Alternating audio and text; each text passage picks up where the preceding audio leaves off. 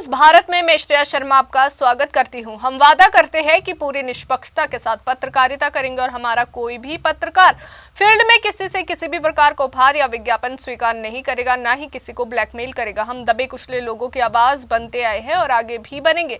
साथ ही हम ऐसी कोई खबर नहीं दिखाएंगे जिससे हमारी भोली भाली जनता मूर्ख बने या उन्हें किसी भी प्रकार का कोई धोखा मिले। हम लोकतंत्र के चौथे स्तंभ को और अधिक मजबूत करने की पूरी कोशिश में लगे हुए हैं। बात करते हैं खबर की। राष्ट्रीय राजधानी दिल्ली समेत पूरे एनसीआर में साल के आखिरी दिनों में मौसम ने लोगों की मुश्किलें बढ़ा दी है। बुधवार की सुबह भी दिल्ली एनसीआर के लोगों की शुरुआत जो है घने कोहरे के साथ हुई है। हालात ऐसे रहे कि कई इलाकों में विजिबिलिटी शून्य तक पहुंच गई। सड़कों पर वाहन रेंगते नजर आए तो हाईवे पर गाड़ियां जो है कतारों में फंसी हुई नजर आई और हवाई, रेल व सड़कें जो है तीनों तरह का यातायात जो है पूरी तरह से प्रभावित रहा। वहीं ठंड, कोहरा और प्रदूषण तीनों ने मिलकर राजधानी की रफ्तार थाम दी है। अगर बात की जाए घने कोहरे का सबसे बड़ा असर दिल्ली के इंदिरा गांधी अंतर्राष्ट्रीय हवाई अड्डे पर देखने को मिला। आपको बता दें कि हिमाचल, दिल्ली, पंजाब और हरियाणा की अगर बात करें तो मौसम जो है बदल रहा है और कहीं कोहरा है, विजिबिलिटी काफी कम हो चुकी है, कहीं बर्फबारी के आसार है, अलर्ट जारी कर दिया गया है। हिमाचल की अगर बात की जाए तो आज कुल 148 उड़ानें जो है दिल्ली में रद्द कर दी गई है, जबकि 150 से अधिक फ्लाइट्स अपने निर्धारित समय से देरी से रवाना हुई है। फ्लाइट कैंसिल होने और लगातार देरी की वजह से हजारों यात्रियों को भारी परेशानी का सामना करना पड़ा है। एयरपोर्ट पर यात्रियों की लंबी कतारें देखने को मिली है और कई लोग घंटों तक अपनी फ्लाइट्स की जानकारी का इंतजार करते रहे। दिल्ली एयरपोर्ट प्रशासन ने कोहरे को देखते हुए यात्रियों के लिए एडवाइजरी जारी की है। एयरपोर्ट अधिकारियों के मुताबिक फिलहाल फ्लाइट ऑपरेशन CAT3 प्रोटोकॉल के तहत किए जा रहे हैं ताकि कम विजिबिलिटी में भी जो विमान है उन्हें सुरक्षित संचालन उनका हो सके और साथ ही एयरपोर्ट की ग्राउंड टीमें यात्रियों की मदद के लिए तैनात है। लेकिन इसके बावजूद उड़ानों पर असर बना हुआ है और आने वाले घंटों में भी स्थिति जो है पूरी तरह से सामान्य होने की संभावना कम है। केवल हवाई यातायात ही नहीं, रेल सेवाएं भी कोहरे से बुरी तरह से प्रभावित हो सकती है और हो भी रही है। दिल्ली एनसीआर के रेलवे स्टेशन पर यात्री अपनी ट्रेनों का इंतजार करते भी नजर आ रहे हैं। कई ट्रेनें घंटों की देरी से चल रही है तो कुछ के समय में जो है लगातार बदलाव हो रहा है। कोहरे और कम विजिबिलिटी के कारण रेलवे को भी परिचालन में सतर्कता बरतनी पड़ रही है। राजधानी में ठंड के साथ साथ प्रदूषण ने भी लोगों को परेशान कर दिया है। बुधवार सुबह दिल्ली का औसत एयर क्वालिटी इंडेक्स यानी AQI 384 दर्ज किया गया है, जो बहुत खराब श्रेणी में आता है।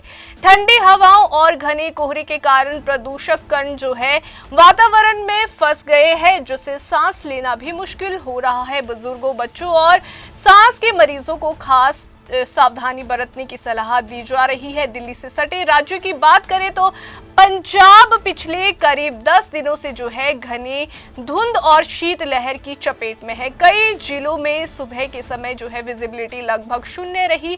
तो वहीं मौसम केंद्र जो है चंडीगढ़ के अनुसार पंजाब में गुरदासपुर सबसे ठंडा जिला रहा, जहां न्यूनतम तापमान 4 डिग्री सेल्सियस दर्ज किया गया। लुधियाना, पठानकोट, भटिंडा और फरीदकोट में न्यूनतम तापमान 6 डिग्री रहा, जबकि पटियाला, चंडीगढ़ और अमृतसर में ये 7 डिग्री सेल्सियस दर्ज किया गया।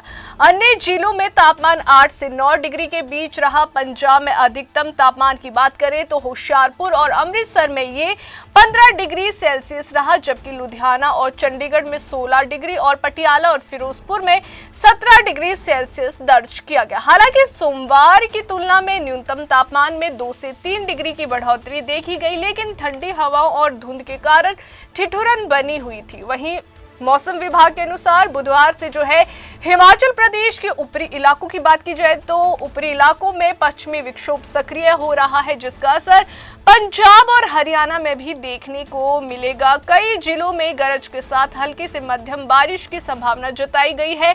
2 जनवरी तक बादल छाए रहने और बारिश की संभावना बनी रहेगी। इस दौरान रात का तापमान सामान्य से थोड़ा अधिक रह सकता है, जबकि दिन के तापमान में गिरावट देखने को मिलेगी। 3 जनवरी से मौसम साफ होने की संभावना है, लेकिन इसके बाद जो है तापमान में अचानक 3 से 4 डिग्री की गिरावट आ सकती है। कृषि विशेषज्ञों का कहना है कि अगर इस दौरान बारिश होती है तो ये फसलों के लिए बेहद फायदेमंद साबित होगी।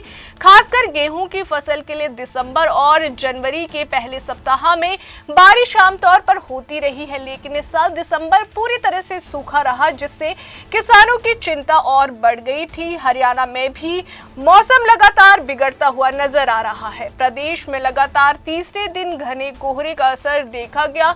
गुरुग्राम, रेवाड़ी, महेंद्रगढ़ समेत कई जिलों में सुबह घना कोहरा छाया रहा। मौसम विभाग ने कैथल, करनाल, कुरुक्षेत्र, अंबाला और यमुनानगर में ऑरेंज अलर्ट जारी किया है। नारनौल में न्यूनतम तापमान 3.6 डिग्री सेल्सियस दर्ज किया गया है, जो सामान्य से 2.3 डिग्री कम रहा। आईएमडी के अनुसार अगर बात की जाए 31 दिसंबर से 1 जनवरी के बीच हरियाणा के कई इलाकों में हल्की से मध्यम बारिश की संभावना है। 2 जनवरी को ठंड और कोहरे का असर भी बना रहेगा, जबकि 3 जनवरी से मौसम में कुछ सुधार देखने को मिल सकता है।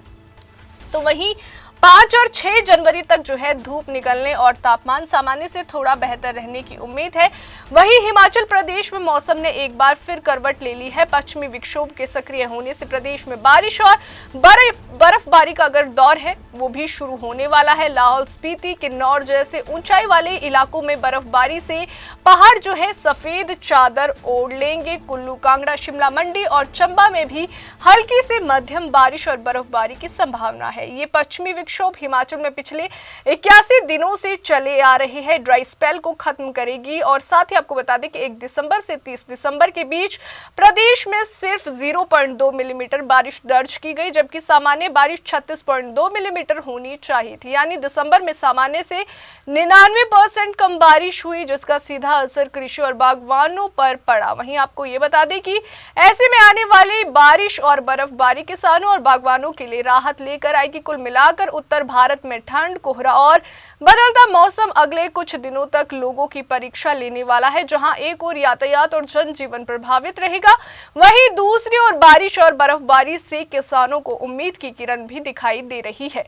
अभी के लिए फिलहाल इतना ही। देश और दुनिया की ताजा खबरें जानने के लिए देखते रहिए day to day news Bharat और हमारे चैनल को लाइक, शेयर और सब्सक्राइब करना ना भूलें।